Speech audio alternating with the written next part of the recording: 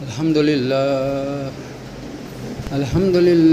नहमदुहु व नस्तईनुहु व नस्तगफिरुहु व नु'मिनु बिही व नतवक्कलु अलैहि व नऊज़ु बिल्लाहि मिन शुर्रि अनफुसिना व मिन सय्यिआति अअमालिना मन यहदिहिल्लाहु फला मुदिल्ल लहु व मन युद्लिलहु फला हादिय लहु वअशहदु अल्ला इलाहा इल्लल्लाह वहदहु ला शरीका लहु वअशहदु अन्ना मुहम्मदन अब्दुहु व रसूलुहु अम्मा बाद फ़इन्ना खैरल हदीस किताबुल्लाह व खैरल हदी हदी मुहम्मद सल्लल्लाहु तआला अलैहि वसल्लम व शर्रल उमूरि मुहदसतुहा व कुल्लु मुहदसतिन बिदअह व कुल्लु बिदअतिन दलालह व कुल्लु दलालतिन फिन्नार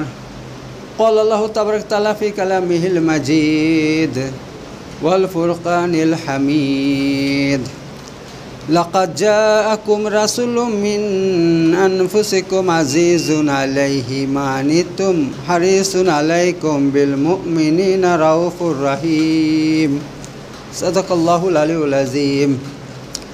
तो आज আমি আপনাদের সামনে হযরত মুহাম্মদ মুস্তাফা সাল্লাল্লাহু আলাইহি সাল্লামের ফজিলত এবং অসংখ্য মুজেজা এই নিয়ে আলোচনা করব। অর্থাৎ আল্লাহ রাসূল সাল্লাম তিনার কি ফজিলত আছে, তিনার বিস্তারিত জীবন কাহিনী আমি সংক্ষেপে তুলে ধরব। তা এক সপ্তাহে হবে না, কয়েক সপ্তাহ লেগে যাবে। তো এই ব্যাপার। তো রাসূলুল্লাহ সাল্লাম হযরত ইব্রাহিম আলাইহিস সালামের সন্তান ইসমাইলের বংশধরের মধ্যে ছিলেন। ইসমাইল আলাইহিস সালামের বংশধরের মধ্যে ছিলেন তিনি। এই নিয়ে হাদিস আসছে, আল্লাহ নবী সাল্লাল্লাহু আলাইহি ওয়াসাল্লাম নিজে সে কথা স্বীকার করেছেন, বলেছেন। ওই হাদিস আমি আপনাদের সামনে তুলে ধরব।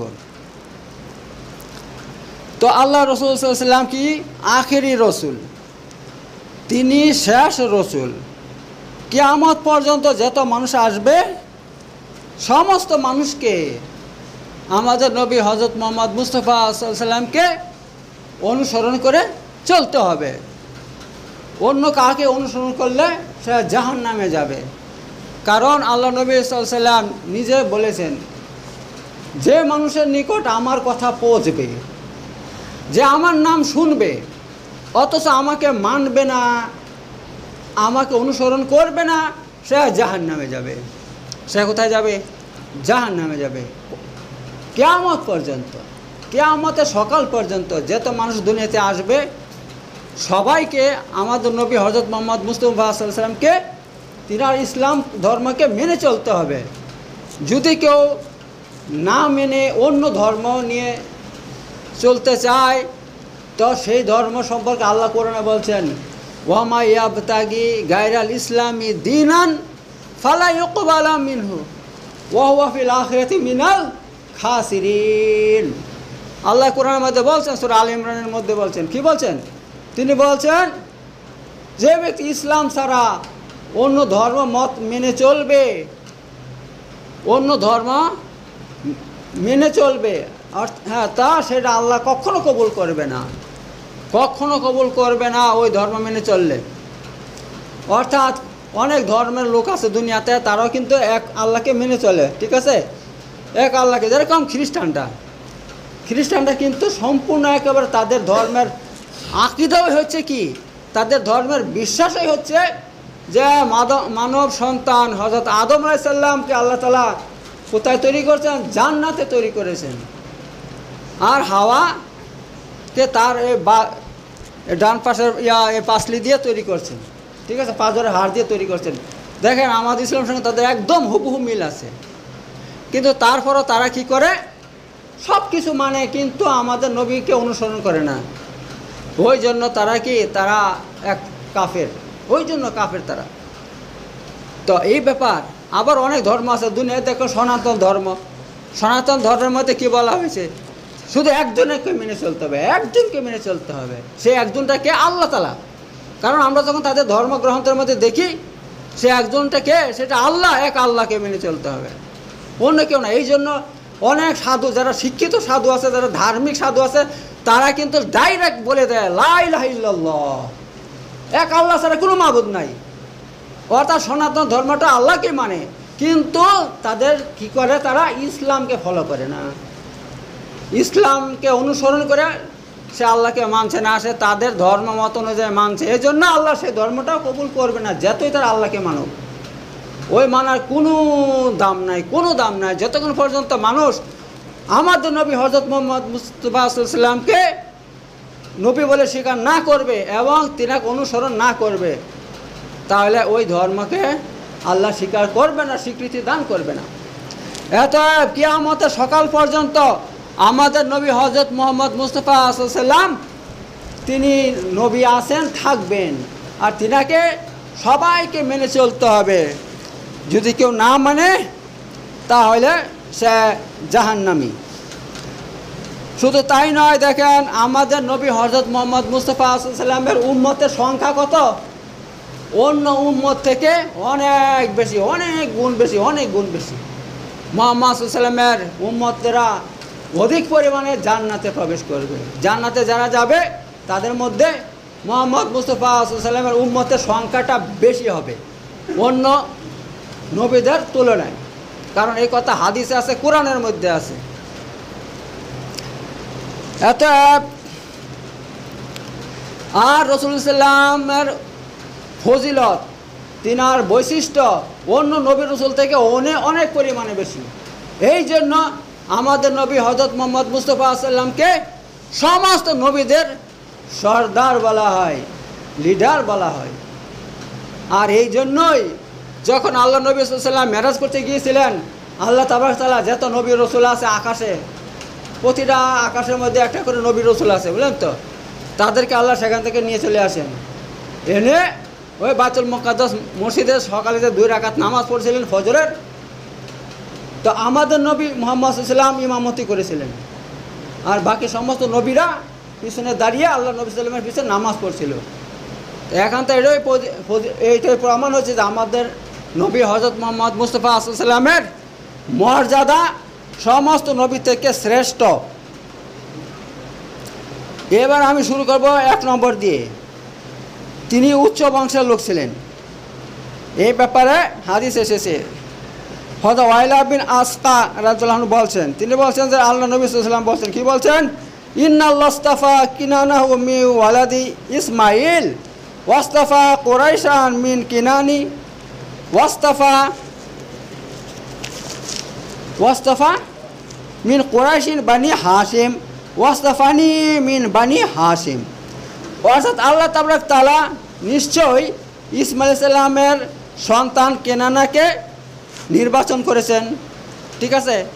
তারপর কেনানাকে কী করছেন, নির্বাচন করছেন কুরাইশ, আর কুরাইশকে হাশেমকে নির্বাচন করেছেন, আর হাশেম থেকে আল্লাহ তাআলা আমাকে নির্বাচন করেছেন, ঠিক আছে। মানে একটা বংশ, এরা একটা বংশ। ইসমাঈল আলাইহিস সালামের যে সন্তান, তিনার সন্তানদের মধ্যে থেকে একটা সন্তানের নাম হচ্ছে কেনানা। সেই কেনানার একটা বংশ ছিল, বুঝলেন তো। সে বংশের মধ্যে একটা লোক ছিল, তার বংশ আবার কি হয়, সে বংশটাকে কি বলা হয়, সে বংশটাকে কুরাইশ বলা হয়। সে কুরাইশ বংশের মধ্যে থেকে আবার বনু হাশিম একটা বংশ তৈরি হয়। সেই বনু হাশিমের মধ্যে থেকে আবার রাসূলের বংশ যে আছে বাপদাদারা, সেটা তৈরি হয়। তারপর আল্লাহ নবী কী বলছেন, তিনি বলছেন ওয়াস্তাফানি মিন বানি হাশিম। এতে আল্লাহ তাবারক তাআলা আমাকে নির্বাচন করেছেন বনি হাশিম বংশ থেকে। কিন্তু এই বংশ কোথায় পর্যন্ত থেকে ঠেকছে, এটা হযরত ইসমাঈল আলাইহিস সালামের থেকে ঠেকছে, ইসমাঈল থেকে নিয়ে এই বনু হাশিম পর্যন্ত। তো এই কথা তিনি বলছেন হাদিসের মধ্যে। এটা কোথায় আছে, মুসলিম শরীফের হাদিস, মুসলিম শরীফের হাদিস, হাদিস 2276 নম্বর হাদিস, ঠিক আছে। তো এই ব্যাপার শুধু এই নয়, একবার আবু সুফিয়ান, ঠিক আছে, আবু সুফিয়ান একবার হিরাক্লিস, যে রোমের বাদশা ছিল, রোমের বাদশা হিরাক্লিস, ওই হিরাক্লিসের দেশে যায়, মানে ব্যবসা করার জন্য গিয়েছিল, মালটাল আনতে গিয়েছিল, বা মাল ওখান থেকে নিয়ে আসে, এখানে বিক্রি করে, আবার এখান থেকে নিয়ে যায়, যেটা দরকার ওখানে বিক্রি করে, এসব ওদের কাজ ছিল, বুঝলেন তো। এবার ওই হিরাক্লিস যে বাদশা ছিল রোমের, ওই বাদশা তখন তিনার কানে মুহাম্মদ সাল্লামের আগমনের খবর পৌঁছে যায় যে মদিনাতে একটা রসুল সেখানে বর্তমানে অবস্থান করছে, তিনি এই আল্লাহ নবী দাবি করছেন, আর দলে দলে মানুষ কি করছে, তিনার ধর্ম গ্রহণ করছে, ইসলাম ধর্ম গ্রহণ করছে। এই কথা যখন শুনতে পেল বাদশাহ, তখন তিনি বলছে আচ্ছা তার তো জানতে হবে এই ব্যাপারে, বিস্তারিত জানতে হবে, তা দেখো দেখি ওই দেশের কোনো লোক এখানে আছে কি না। তা গোয়েন্দা লাগিয়ে দেয়, তারা কি করে এই আবু সুফিয়ানকে ধরে, তুমি তো ওই এলাকার মানুষ, তো তুমি কি মুহাম্মদ সাল্লাম সম্পর্কে কিছু জানো, কিন্তু তথ্য দিতে পারবে? বলছে হ্যাঁ, আরে আমাদের বংশের মানুষ তো মুহাম্মদ সাল্লাম, আমাদের বংশের মানুষ দেশে, চলো চলো চলো চলো। এবার হিরাক্লেসের সামনে নিয়ে যায়। এবার হিরাক্লেস মুহাম্মদ সাল্লাম সম্পর্কে এক এক করে জানতে চান। প্রথমে প্রশ্ন করছে যে তার বংশ কীরকম, তার বংশটা কি। তখন সে কি বললো, হুয়াফি না, আরে মুহাম্মদ সাল্লাম তো আমাদের বংশের লোক, হুয়া জু নাসাবিন, এবং সে উচ্চ বংশের লোক, খুব উচ্চ বংশের লোক এবং সম্ভ্রান্ত বংশের লোক, সে এই কথা বলছে। এই কথা শোনার পর হিরাক্লেস কি বলল, সে বলছে কাযালিকা রুসুলু তুবাসু ফি নাসাবি কওমিহা, হ্যাঁ প্রতিটা নবী রসুল কি হয়, উচ্চ বংশে জন্মগ্রহণ করে, উচ্চ বংশে জন্মগ্রহণ করে, সম্ভ্রান্ত বংশে জন্মগ্রহণ করে নবী রসুলরা। এটা কেন আল্লাহ কেন পাঠায়? এই জন্য দেখেন, একটা মানুষ, একটা সাধারণ মানুষ, সে কিন্তু শিক্ষিত নয়, একটা কথা বলবে, সে কিন্তু কথা দামি কথাটা বলছে, সবাই কান করে শুনবে না, সেটা গুরুত্বই দেবে না।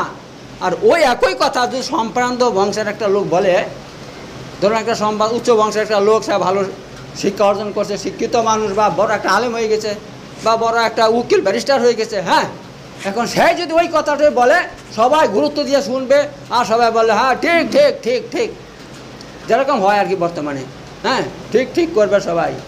তো এই ব্যাপার, উচ্চ বংশের লোকেরা যদি কিছু কথা বলে, সেটা সবাই মেনে চলে। এই জন্য আল্লাহ তাআলা প্রতিটা নবী রাসূলকে উচ্চ বংশের মধ্যে জন্মগ্রহণ করিয়েছেন, এই ব্যাপার। তো এখান থেকে এটা প্রমাণ হইল হযরত মুহাম্মদ মুস্তাফা সাল্লাল্লাহু আলাইহি ওয়াসাল্লাম কি ছিলেন, উচ্চ বংশের লোক ছিলেন। আচ্ছা, এটা কোথায়, এগুলো কোথায় আছে? বুখারী এবং মুসলিমের হাদিসের মধ্যে বিস্তারিতভাবে বর্ণিত হয়েছে। হাদিস নম্বর মাত্র ৭, ঠিক আছে। এই যে ঘটনা বললাম কোথায় আছে, বুখারীর ৭ নম্বর হাদিসে ঘটনাগুলো আছে, আর মুসলিমের ১৭৭৭ নম্বর হাদিসে ঘটনাগুলো রয়েছে। এবার ২ নম্বর যে রাসূল সাল্লাল্লাহু আলাইহি আগমন হয়েছে সমস্ত মানব জাতির উপরে একটা বিরাট দয়া, আল্লাহ পক্ষ থেকে একটা বিরাট দয়া। কারণ রাসূল সাল্লাল্লাহু আলাইহি আগমনের পূর্বে গোটা পৃথিবী জুড়ে একটা অরাজকতা ছিল, কেউ কাকে মানতো না, যার শক্তি ছিল সেই কী করতো, শক্তি প্রদর্শন করতো, আর দুর্বলদের উপরে জুলুম অত্যাচার করতো, হ্যাঁ শোষণ করতো মানুষকে, হ্যাঁ মানুষের কোনো দাম ছিল না, গরিবদের কোনো দাম ছিল না, জোর জবরদস্তি করে তাদের জান মাল সব কেড়ে নিত, যে যা পারতো তাই করতো, ১ নম্বর। ২ নম্বর, মানুষ সব পথভ্রষ্ট ছিল। আল্লাহ রাসূল সাল্লাল্লাহু আলাইহি যুগে যখন তিনি জন্মগ্রহণ করেন নাই, তার আগে কী ছিল, মানুষ সব পথভ্রষ্ট ছিল। পথভ্রষ্ট এই জন্য বলছি, দেখেন যখন মানুষ আল্লাহকে চিনবে না, আল্লাহকে জানবে না, কোন পথে চললে আল্লাহ খুশি হয় সেই জ্ঞান তাদের থাকবে না, তাহলে এটা পথভ্রষ্ট। কারণ তখন মানুষ কী করবে, যখন সঠিক জানবে না তখন ব্যাঠিকে চলবে, ভুলে চলবে, হ্যাঁ। আর তখন যেহেতু কোনো আসমানি কিতাব ছিল না মানুষের সামনে, কোনো কোরআন হাদিস ছিল না, আলেম ওলামা ছিল না, ইসলাম ছিল না, নবী ছিল না, মুহাম্মদ সাল্লাল্লাহু আলাইহি ওয়াসাল্লাম ছিল না, এত মানুষ তখন ধর্মের কোনো পড়াই করতো না। তখনকার 90% মানুষ, 90% মানুষ কী ছিল, সব বেদিন ছিল, সব বেদিন ছিল, তারা কোনো ধর্মের উপর তাদের মৃত্যু হয়নি, এত সব জাহান্নামে গিয়েছে। আর যারা 10% ছিল, হ্যাঁ ওরা কারা ছিল, এ আগেকার যে ধর্ম আল্লাহ নিকট মনোনীত ছিল সেই ধর্ম হচ্ছে খ্রিস্টানদের ধর্ম, অর্থাৎ এই যে খ্রিস্টানদের ধর্ম, সেটা কি আল্লাহর পাঠানো ধর্ম, ইনজিল আল্লাহর পক্ষ থেকে এসেছিল, কিন্তু ওই ধর্মটাও তারা বিকৃতি করে দিয়েছিল। কারা? ওই পাদ্রীরা।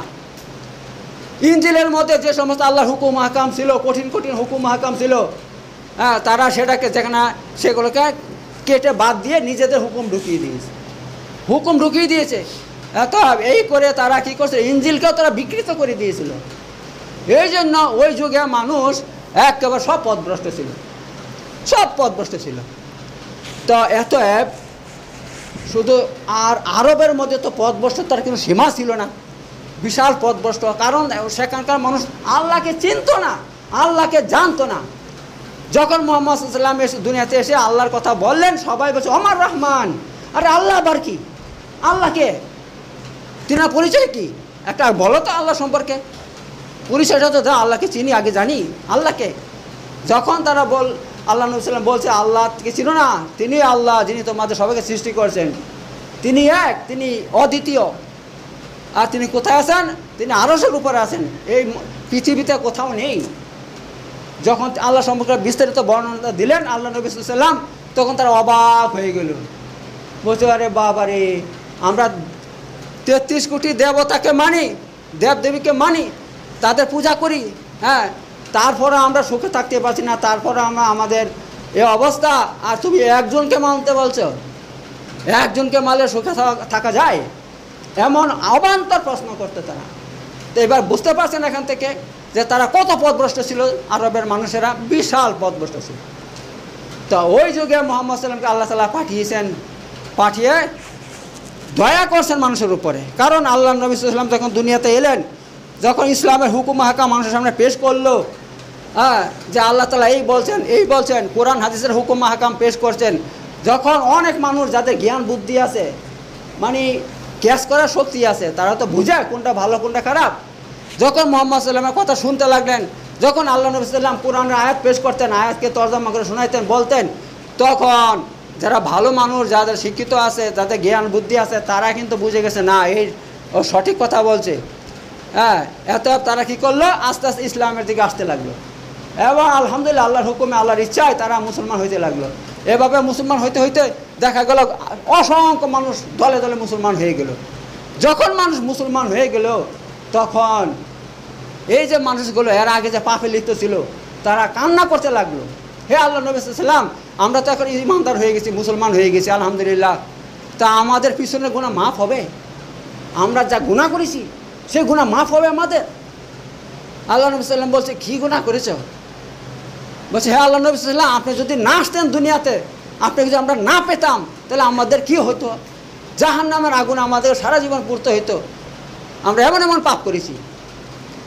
তা বলছে, কি পাপ করেছে একটা বলো শুনি আমি। তা কি শোনাচ্ছে, কি ইচ্ছা কাহিনী শোনাচ্ছে দেখেন। বলছে, তখনকার যুগে কি জানেন তো, কারো বাড়িতে যদি মেয়ে জন্মগ্রহণ করত, সেটাকে অপমান মনে করত, অপমান মনে করতো। মেয়ে হইলে কি হয় জানেন তো, ওই মেয়েটাকে বিয়ে দেওয়ার সময় ওর সামনে ছোটো হইতে হয়, হ্যাঁ। আর যে ছেলের বাপ, সে বিশাল মনে করে আমি ছেলের বাপ, সে বিশাল, তার জুবলি হয়, অনেক রকমের ইয়া হয়। আর মেয়ের বাপকে মাথা নিচু করে থাকতে হয়। এটা বর্তমানে আছে, তখনও ছিল। এটা জাহেলি যুগের কথা ভাই, জাহেলি যুগের কথা, আজও আছে এটা এখনও। মেয়ের বাপদেরকে এখনও মাথা হেঁট করে থাকতে হয়। তখন মেয়ের বাপেরা কি বলতো, মেয়ে হয়েছে, এই মেয়ে রাখবো না, ও বড় হবে, বিয়ে দেওয়ার সময় কী হবে, আমাকে অপমান হইতে হবে, আমাকে ছোটো হয়ে থাকতে হবে, ওকে এখনও মেরে দে। এই জন্য তারা কী করতো, ধরাধর মেয়েদেরকে মেরে দিত। ওই লোকটা বলছে, কি বলছে দেখেন, বলছে আমার স্ত্রীর পেটের মধ্যে সন্তান ছিল। এবার স্ত্রীগুলো আবার খুব বিরাট, ওরা মানে খুব চালাক। যখন দেখছে আমার পেটে সন্তান আছে, আর 1 মাস কি 15 দিন পর ভূমিষ্ঠ হবে সন্তানটা, আল্লাহ না করুক যদি মেয়ে হয়ে যায়, তাহলে আমারও ভাত থাকবে না, আর মেয়েটাকে মেরে দেবে। কারণ যদি কেউ মেয়ে জন্ম দেয়, তাকে মেরে হার্ট ফেল করে দেয় একেবারে।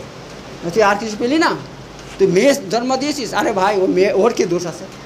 মেয়েটা দিয়েছে কে ওর পেটে? আল্লাহ দিয়েছে, সে আল্লাহ যাকে চায় যা তা দেয়, কাকে মেয়ে দেয় কাকে ছেলে, আল্লাহর হাতে, সে আল্লাহ যা চাবে তাই করবে, ওর কি দোষ আছে ভাই? কিন্তু এত বড় জাহেল ওরা, এত বড় অজ্ঞ। হ্যাঁ, ইসলাম না থাকলে মানুষের এরকম অবস্থা হয়। তা মেয়েটাকে মানে মাটাকে মেরে একদম হার্টফেল করে দিবে, মেরে দিবে একেবারে, আবার ওই বাচ্চাটাকে হত্যা করে দিবে।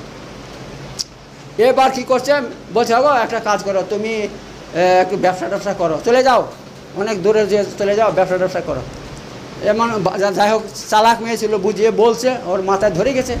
সে কী কিছু উটের মধ্যে সমস্ত মাল টাল নিয়ে চলে গেছে ব্যবসা করতে। আর ওরা যখন বিদেশে ব্যবসা করতে যায় 5 মাস 6 মাস পর পর আসে, কেউ 1 বছর পর আসে। এইবার 1 মাস পর যখন বাচ্চা হয়েছে দেখা গেলো মেয়েই হয়েছে রে ভাই, মেয়েই হয়েছে। এইবার বল সর্বনাশ। এবার সে তার কী করছে, তার একটা বান্ধবী আছে, ওই বান্ধবীকে খবর দিয়েছে, বলছে আমার তো মেয়ে হয়েছে, এখন ও জানতে পারলে ওকে মেরে দিতে পারে, এত বোন তুই ওকে মানুষ কর, তোর বাড়িতে নিয়ে মানুষ কর।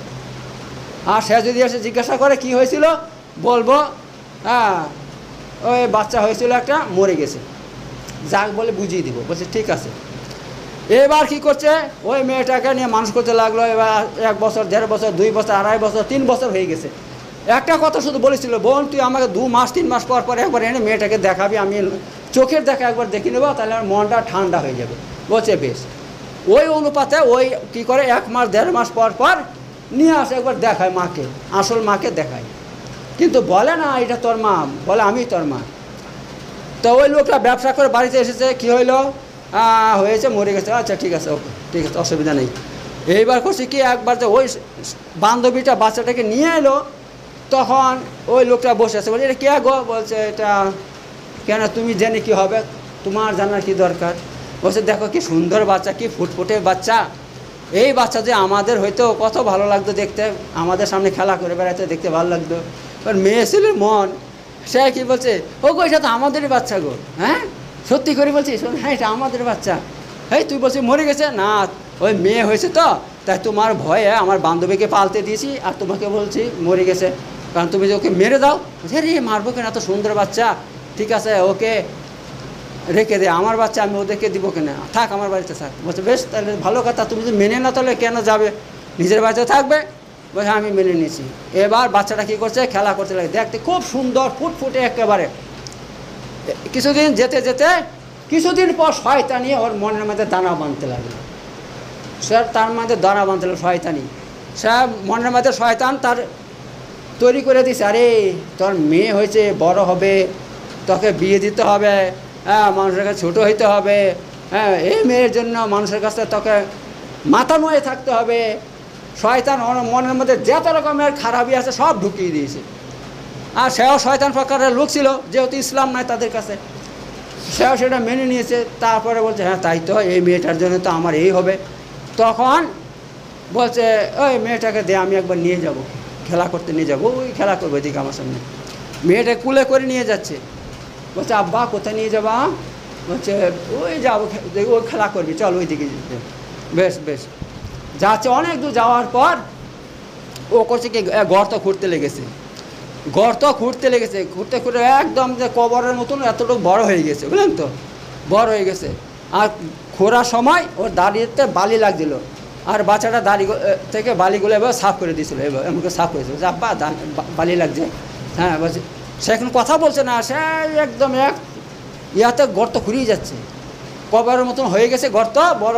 এবার মেয়েটা কী করছে, ফেলে দিয়েছে, ফেলে দিয়ে মাটি এবার জুড়ে জুড়ে দিতে লাগলো। আর বাচ্চা মেয়ে তো উঠতে পারছে না, সে ছোটো মেয়ে উঠতে পারছে না, সে পালি দিতে লাগলো। বলছে আব্বা আব্বা তুমি কী করছো, আমাকে এবার মেরে দিচ্ছ, আব্বা আমাকে মেরো না, আব্বা আমাকে মেরো না। সে এত সে এতই কাকুতি মিনতি করছে, এতই চিৎকার করছে, ওই পাষাণ হৃদয়ে সেই কথা ঢুকছে না, একদম ঢুকছে না। সে কী করলো, একদম বালি দিয়ে গোটাটাকে একদম বন্ধ করে দিয়েছে, বন্ধ করে দিয়ে একদম। এইবার বাড়িতে যখন আসছে, ওর স্ত্রী বলছে এই বাচ্চা, আমার বাচ্চা কই গো, কথাই দিচ্ছে, ও বলছে না, একদম কোনো কথা বলছে না। বলছে ঠিক আছে তুমি ওকে মেরে দিয়েছো, মাটি চাপতে, আমি বুঝতে পারছি কোনখানে মেরেছো, আমাকে বলো, ওই জায়গা দেখাও, আমি এখনই যাব, ওকে আমি তুলবো, আর তোমাকে পালতে হবে না, তোমাকে বিয়ে শাদী দিতে হবে না, আমি অন্যভাবে যেভাবে হোক আমি বিয়ে শাদী দেবো, সে দায়িত্ব আমি নেবো, তুমি খালি বলে দাও।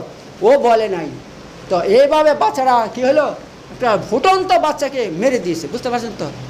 এই কথা যখন আল্লাহ নবী সাল্লাম শুনলেন, শোনার পর তিনার এতই কান্না চলে এলো, তিনি কান্না করছেন, চোখ দিয়ে পানি চলে আসছে, আর বলছে তুই আমার সামনে আর আসিস না, যা তুই মুসলমান হয়ে গেছিস, আল্লাহ তোকে মাফ করে দিবে, কারণ ইসলাম গ্রহণ করলে আল্লাহ তার পিছনে সমস্ত পাপ মাফ করে দেয়, কিন্তু তুই এমন কাজ করেছিস, হ্যাঁ তোকে দেখে আমার ভালো লাগছে না, ঠিক আছে। তো এমন ঘটনা। তো দেখেন এবার আল্লাহ নবী সাল্লাম যখন দুনিয়াতে এসেছেন, ইসলাম প্রচার করেছেন, সে ওই আল্লাহ নবী সাল্লামের ধর্ম গ্রহণ করছে, তখন ওই খারাপই ছেড়ে দিয়েছে, ওই পাপ ছেড়ে দিয়েছে, আর কান্না করতে লেগেছে। যে আমি কী করেছি, আমি পিছনে কত পাপ করেছি, কিন্তু সে যদি মুসলমান না হইতো জীবন অনুতপ্ত হইতো না। আল্লাহকে চেনার পর বুঝতে পারছে যে আমি এটা আমার পাপকে পাপ বলে বুঝতে পারি, আমার পাপ করেছি। আর এটা কিসের জন্য হইল? একমাত্র হজরত মোহাম্মদ মুস্তফা সাল্লামের আগমনের কারণে হয়েছে এই ব্যাপার। তো আল্লাহ নবী সাল্লাম দুনিয়াতে আসার ফলে এভাবে মানুষ কী হইল, ইসলাম গ্রহণ করে পথ পেল, হেদায়েত পেল। যে পথভ্রষ্টতার মধ্যে তারা ডুবেছিল, সেই পথভ্রষ্টতা থেকে তারা কী করলো, মুক্তি পেল। তো এই জন্য এখানে আপনার আল্লাহ তাবারক তাআলা বলছেন, আল্লাহ কি বলছেন দেখেন, লাকাদ মান্নাল্লাহু আলাল মুমিনিনা ইয বাআসা ফীহিম রাসূলা মিন আনফুসিহিম ইয়াতলু আলাইহিম আয়াতিহি ওয়া যাক্কিহিম ওয়া ইউআল্লিমুল কিতাবা ওয়াল হিকমাহ ওয়া ইন কানু মিন ক্বাবলু লাফি দালালিম মুবিন। আল্লাহ বলছেন অবশ্যই আল্লাহ তাআলা বিশাল অনুগ্রহ করেছেন মুসলমানদের উপর, মুমিন মুসলমানদের উপর। কি করে? ইয বাআসা ফীহিম রাসূলা, তাদের মধ্যে একটা রসুল নবী পাঠিয়ে, মুহাম্মদ সাল্লামকে পাঠিয়ে তাদের উপরে একটা বিশাল অনুগ্রহ করেছেন। আর তিনি কোথায়? মিন আনফুসিহিম, আর এই নবী রসুল মুহাম্মদ সাল্লাম তাদেরই মধ্যে থেকে ছিল। এই নয় যে একটা অন্য দেশ থেকে এসে এখানে ইসলাম প্রচার করতে আসছে, তা নয়, তাদেরই মধ্যে থেকে। এই যে মক্কাবাসী, এই মক্কাবাসীর মধ্যে যে এসে আবুল মুতালেব ছিল, হ্যাঁ, তারপরে আবদুল্লাহ ছিল, এদের মধ্যে থেকে জন্মগ্রহণ করেছে। ঠিক আছে, মা আমিনা মা ছিল, এদেরই সন্তান। আর এই শহরের লোক সবাই ওদের মধ্যে থেকে জন্মগ্রহণ করছে, এখানে বাচ্চা থেকে বেড়ে বড় হয়েছে। আর শেষকালে তিনি নবুয়ত পেয়েছেন আল্লাহর পক্ষ থেকে। তো এই নবী আল্লাহ পাঠিয়েছেন, এটা বিশাল দয়া করছেন মুমিনদের উপরে, বিশাল, আল্লাহ নিজে বলে দিয়েছেন এই কথা। ঠিক আছে, যে মুহাম্মদ সাল্লামকে পাঠিয়ে এরকম দয়া করছেন মানুষের উপর। আর কি বলছেন আল্লাহ তাআলা, এই নবীর কাজ কি? ইয়াতলু আলাইহিম আয়াতিহি, তার কাজ হচ্ছে আল্লাহর আয়াতকে তাদেরকে পড়ে পাঠ করে শোনানো এবং এই আয়াতের হুকুম আহকাম সবাইকে জানানো। ওয়া ইউযাক্কিহিম, এবং তাদেরকে পবিত্র করা। তারা যে অপবিত্র হয়ে থাকে, এখানে অপবিত্র দুই প্রকার, এক মানসিক, একবার শারীরিক। ঠিক আছে, অনেকে শারীরিক অপবিত্র থাকে। ঠিক আছে, যে শারীরিক অপবিত্র থাকে তাহলে কিন্তু ওই অবস্থায় তার নামাজ রোজা কিচ্ছু হবে না, হবে যে তুমি পবিত্র না হবে। আর সেই পবিত্রতা কিভাবে অর্জন করতে হয়? একমাত্র ইসলামী তরিকা মোতাবেক যদি আপনি গোসল করেন তবে আপনি পবিত্র হবেন। আর তাছাড়া আপনি লাখ সাবান দিয়ে, আপনার সবচেয়ে দামি সাবান দিয়ে যে গোসল করেন, পবিত্র হবেন না। তো আল্লাহর হুকুম, আল্লাহর যে হুকুম আছে, আল্লাহ যে হুকুম দিয়েছে এভাবে গোসল করা, তাহলে তুমি পবিত্র হবে। সেই হুকুমটা আল্লাহ নবী সাল্লাম কী করছেন? তাদেরকে শিখিয়ে দিয়েছেন, যার ফলে তারা কী হয়েছে? শারীরিকভাবে পবিত্র হয়েছে। আর মানসিকভাবে পবিত্র কিভাবে হয়? যখন মানুষ আল্লাহর উপর ঈমান নিয়ে আসে, যখন মানুষ ঈমান নিয়ে আসে তখন আল্লাহকে চিনে যায়, আল্লাহকে ভয় করে। যখন আল্লাহকে ভয় করে তখন সে বড় বড় কঠিন কঠিন পাপ থেকে কী করে? তওবা করে। তাহলে তওবা করলে কী হলো? মানসিক মনটা পবিত্র হয়ে গেল, তাহলে সে মানসিকভাবে পবিত্র হইল। অতএব এই নবীর কাজ কি? মানুষকে শারীরিকভাবে পবিত্র করা, মানসিকভাবে পবিত্র করা, সবভাবে পবিত্র করা মানুষকে, এই নবীর কাজ আল্লাহ তাআলা এখানে বলে দিয়েছেন। আর কি বলছেন? ওয়া ইউআল্লিমুল কিতাব ওয়াল হিকমা, আর মানুষকে হিকমত মানে বিশেষ জ্ঞান এবং কিতাবের জ্ঞান শিক্ষা দেওয়া। দেখেন একটা কথা বলি, মানুষ যতই মালদার হোক, যতই জ্ঞানী হোক, যদি তার কাছে এলেম না থাকে কোনো দাম নেই তার। এত আল্লাহ বলছেন আল্লাহ এক হাদিসের মধ্যে এসেছে, হাদিসটা হচ্ছে আপনার, আল্লাহ তাআলা যার ভালো চান আল্লাহ তাকে তা কী করেন? দ্বীনের জ্ঞান দান করেন, সে দ্বীনি জ্ঞানে শিক্ষিত হয়। অতএব এলেম আর নবীর কী কাজ? এলেম এবং হিকমত শিক্ষা দেওয়া, এই কাজ। আর কি বলছেন? ওয়া ইন কানু মিন ক্বাবলু লাফি দালালিম মুবিন, এবং তারা ইতিপূর্বে সবাই মহাপথভ্রষ্টতা লিপ্ত ছিল, হ্যাঁ, আল্লাহ বলে দিয়েছেন। এই নবী আসার আগে তারা এই আরববাসী কী ছিল? মহাপথভ্রষ্টতায় ডুবেছিল, একেবারে ডুবেছিল, এত পথভ্রষ্ট তারা ছিল। নবী আসার কারণে তারা কি হয়েছে? হেদায়েত পেয়েছে। তা এই নবী কি হইল? আল্লাহ বলছেন এই নবীটা আসা সবার জন্য একটা আল্লাহর রহমত, একটা দয়া। আল্লাহ এই আয়াতের মধ্যে বলে, সূরা আলে ইমরান আয়াত নম্বর 164 আলে ইমরানের। ঠিক আছে, তো এই ব্যাপার। তো ইনশাআল্লাহ আর বাকি কথা সামনের জুমাতে বলবো, একদিনে সব হবে না। বারাকাল্লাহু লানা ফিল কুরআনি ওয়া নাফা'না বিযিকরিল হাকিম ইন্নাহু তাআলা জাওয়াদুন কারীমুন মালিকুন বারুর রাউফুর রহিম।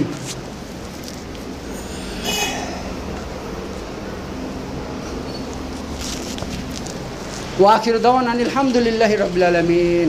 ইন্নাল্লাহা ইয়া'মুরু বিল আদলি ওয়াল ইহসান ওয়া ইতাযিল কুরবা ওয়া ইয়ানহা আনিল ফাহশাই ওয়াল মুনকারি ওয়াল বাগি ইয়া'iযুকুম লা'আল্লাকুম তাযাক্কারুন। ওয়াজকুরুল আযীম ইয়াযকুরুকুম ওয়াশকুরু আলা নি'আমিহি ওয়া যিকরুল্লাহি আকবার ওয়াল্লাহু ইয়া'লামু মা তাসনাউন। সাদাকাল্লাহুল আলিয়্যুল আযীম।